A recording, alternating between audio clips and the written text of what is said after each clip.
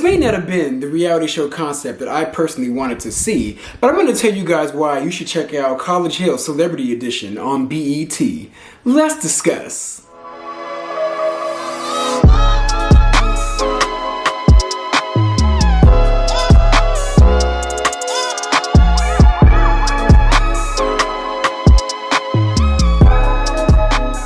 What's going on, y'all? It's your boy Beasley here. I hope you all are staying cool, calm, and collected out there. I'm coming at you guys today to discuss the celebrity edition of College Hill that premiered on BET after the BET Awards.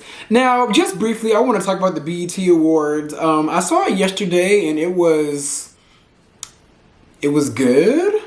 I will say, on the positive note of the BET Awards, I like that they gave the little people a chance, the next generation a chance, because this is what we're going to have to rely on in terms of musical entertainment in the near future, probably within the next 3 to 5 years. Like, everybody that was on that stage was the little guy, and for the most part, all of the performances were pretty good. I will say there was a misstep with Givion's performance. Giveon, a lot of people probably think that he can't sing after the performance, but Giveon can sing. When you're a singer and you have microphone issues and you can't really hear yourself over the loud music and instruments, it's kind of hard to sing. He sounded bad. He sounded really bad. I'm not going to lie to you, but it was an off night, and I don't want you guys to just write off Giveon because of that misstep. Ultimately, the fashions, I will say, terrible gowns. Terrible. If you guys want me to do a BET Awards red carpet fashion show review, I will. I'm kind of on the fence of doing it because it's going to be largely negative, but let me know if you guys want to see that. But anyways, after the BET Awards, they premiered the celebrity edition of College Hill. Now, if you guys don't know what College Hill originally was because you're not that hip to black culture, College Hill was a very original, amazing reality show back in the day. I think the first season was way back in, like, I want to say maybe like 2004, 2003, somewhere in that area, the early 2000s. But the show was an original concept. It followed students, you know, all going to school and all living under a house. It was literally the real world, but on a college campus, basically. A black campus, an HBCU. Y'all, College Hill was my absolute jam. My favorite seasons, I would have to say, were the seasons where they were on Virgin Islands, and the season, which I think was the last season, when they were in Miami. I will never forget that season in Miami. That show was off the damn chain. When I tell you, they fought every single episode, y'all. They fought every episode. It was something. They even got into a big argument before they even got to the house. When they were on the boat, like, they got to the house via like a boat ride. They were already fighting on that boat, y'all. Like, that season was just off the chain. I loved it. But with the huge push for HBCUs today, BET wanted to go ahead and capitalize on that and revitalize the previous franchise of College Hill. But they wanted to bring it back with a twist. And this twist, in my opinion, when I first saw it, I was not here for it at all. They wanted to go ahead and, instead of follow college students walking into everyday life, they wanted to go ahead and follow celebrities. And I was just not here for it at all because I felt like it was going to take away the relatability factor that College Hill had. But y'all, I must say, I was pleasantly surprised when I saw this episode. I was glued to the TV screen. I loved every single minute of it, and I think BET finally has a hit on their hands. Now, this show is filmed at TSU, right on down here in the great state of Texas, in Houston, Texas. You know, the heart of Texas, in my opinion. But it's filmed down here at TSU. I like to call it TS Poo because I am a rival to that school. I'm actually wearing Prairie View colors today. I went to PV. I am a graduate from them, and that is our rival school. Even though, like, we still respect each other and we love each other. It's just fun shade and rivalry between us. But PV is the better school. But I gotta give it to TSU. TSU is more easily accessible. It's right in the heart of downtown, and it's easy to access the rest of the city from that school. So this is the perfect location to have this show filmed at. And I gotta say, with this show, they did a great job on the casting. I'm gonna talk about them one by one, based on, I think, the order that they all enter the house. So starting off, we have Nene Leakes. Miss Nene Leakes is back on our television screen.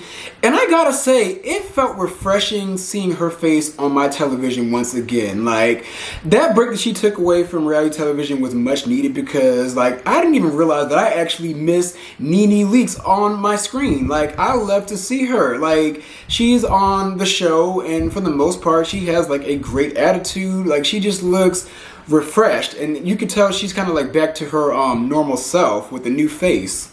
And then we have Lamar Odom. I'm happy to see that Lamar Odom is in a better place, but at the same time, that man is really taking a fall from grace. We just got to keep it real. The man was an NBA star, was a Kardashian concubine, and now look where he's at, on reality television on BET. But I will say, it's nice to see somebody that kind of fell off but is trying to climb back to the top, and it's good seeing Lamar back on his feet and really just... like, it's good seeing him in good graces. Like, I'm happy that that man is really, like, looking better and doing better, because at one point he probably could have ended up dead. So, Lamar Odom, I'm glad that you were on this show getting a check. And then we have Slim Thug, the Houston native himself. Slim Thug is the Houston rapper, in my opinion. Out of all the Houston rappers from his generation, he's really done a good job of keeping his name out there. I think he calls himself Big Slim now, and I'm just like... girl, no, your name is Slim Thug. Y'all, I must say, I'm surprised I don't know Slim Thug personally at this point, because I feel like everywhere I go in the city, I always see him there. Like, everywhere I go, every party I go to, every club I go to, his ass is always there. And then on top of that, he jumps in the DMs of a lot of my girlfriends. And I'm just like, I just don't... like, I'm surprised that I haven't really just, like, held a conversation with that man at this point. Like, that man is literally everywhere. Like, I'll never forget, I used to start this one guy who opened up, like, a speakeasy club, and, like, he invited me and, like, a few friends to it, and it was a very nice setting. And then the first person that I see when I walked into that whole entire party was Slim Thug's ass. Like, I see Slim Thug everywhere in this damn city. But Slim Thug is on here. He actually was going to school at TSU, but his career took off, and therefore he took some time off, and now he's trying to get back on the show and get his degree. And then we have Dream Doll. Y'all, I go up for Dream Doll. I love Dream Doll. I will say I didn't like her in the past because she used to show her ass on Bad Girls Club, and she showed her ass on Love and Hip Hop. But after that, she did like a little slight rebrand, and she really was putting her name out there, switched up her flow and her music. I love her music. I will say, like, I am surprised that, like, there's been a slight decline in her music career. Like, it felt like it was really going somewhere, especially when she put out a song with Capella Gray, but for some reason, she just has not popped off yet, and I hope that her being on this show gets her back to where her career needs to be so it can go on go. But Dream Doll didn't go to college either. She mainly focused on, like, reality television and her music career, and I will say for the most part that did pay off, but there was a slight pause in that, and she's back on this show to get an education and also to get her name back out there. And then there's India Love. If you guys don't know her, she was a very popular Instagram model. I think she mainly popped off back in like 2014, I think, 2015, somewhere in that area, like the early 2010s, basically. Like, that's when she kind of popped off on Instagram. And if you guys don't know, she actually had a reality show on BET. It lasted one season. It was with her and her family. I did not watch the show. If you guys watched the show, let me know how it went, because for it to last one season, it probably wasn't what the girls wanted to see. But she's back on the show to actually get an education. And a fun fact about her is that her little sister Crystal Westbrook actually got a degree from TSU. And a little fun fact about Crystal Westbrook, my coworker actually went to school with her, and they were like pretty close in when they were in classes, taking a lot of classes together. So she's there to get her degree and prove that she can be more than just a pretty face, and also prove to her dad that she can do the damn thing in terms of education. And then there's Ray J. Ray J is just a lovable asshole. Like, we all like Ray J. Ray J is a character. Like, Ray J is... Ray J's on this show, as he always does, in form, showing ass, going off on the teachers, having that bad attitude. Not a bad attitude, but having like a very spicy and feisty attitude. Like, Ray J just gives me a very just like antsy bottom. Like, he is just... Y'all, like Ray J, you just can't help to love him. Another person you can't help to love is Big Frida. Big Frida is the queen of bounce music. I love Big Frida. And you know, this is off topic, but it's kind of like crazy how Big Frida like kind of took Sissy Nobi's spot. Sissy Nobi was a big bounce artist in the early 2000s, and it kind of felt like Big Frida just came out of nowhere and just like blew up. But it is what it is. Big Frida is an amazing, talented artist. I don't know if Big Frida identifies as a man or like a transgender woman or a woman. I don't know. I think Big Frida is just Big Frida. You can't help to love them. But a little bit about Big Frida's educational background. He, she, we was actually going to school for nursing, but he, she, we's career actually went ahead and took off, and that kind of like fell off to the wayside. And he, she, we is back in school to get a nursing degree. Not even just a nursing degree, y'all, but a degree. I think it rhymed. It is what it is. And that brings me to the last cast member by the name of the infamous Stacey Dash.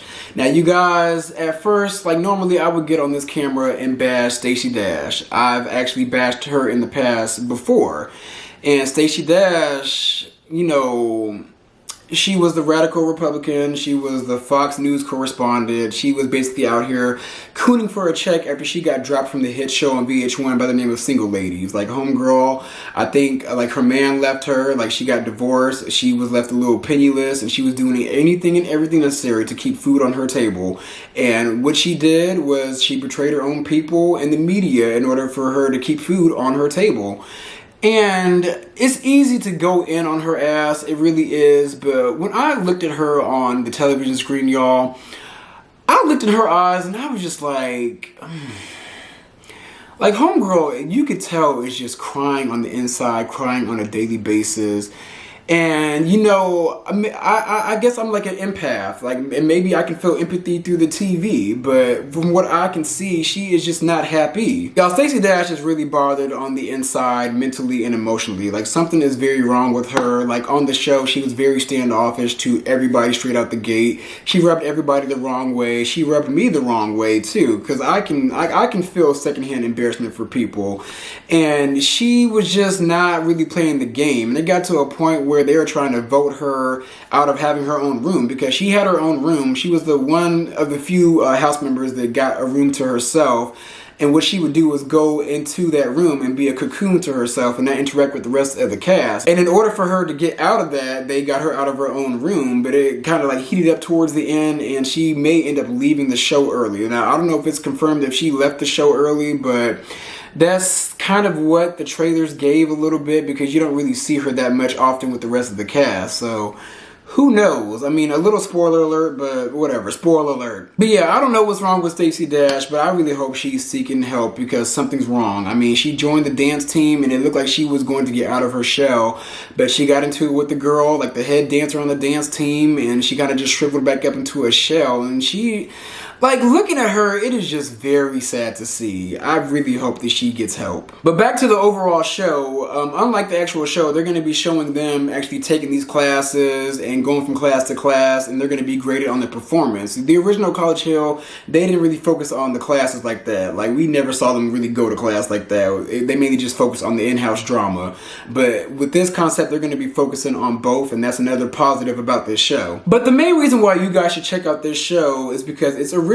Like, for a long time, we have not had like original content with black reality television shows. Like, all we've been getting was like the Real Housewives and the Black Ink Crews of the world, where all they do is fuss, fight, and fuck. Like, that's all we've been getting.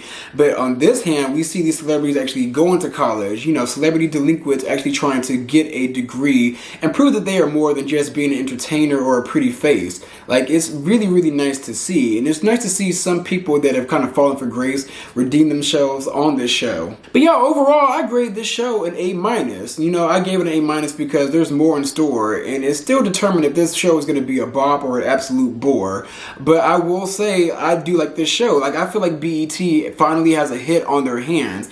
Now, my only gripe is, like, why are y'all putting this on the app? Like, why can't y'all put this on the main channel? Now, I get it. Like, we're all in the digital age, and everybody's going towards streaming, but, like, put this on the main show so you could drive people to want to buy the app. Like, that makes more sense to me, in my opinion. But yeah, y'all, if you guys watch this premiere, let me know what you guys think. BET, I like this.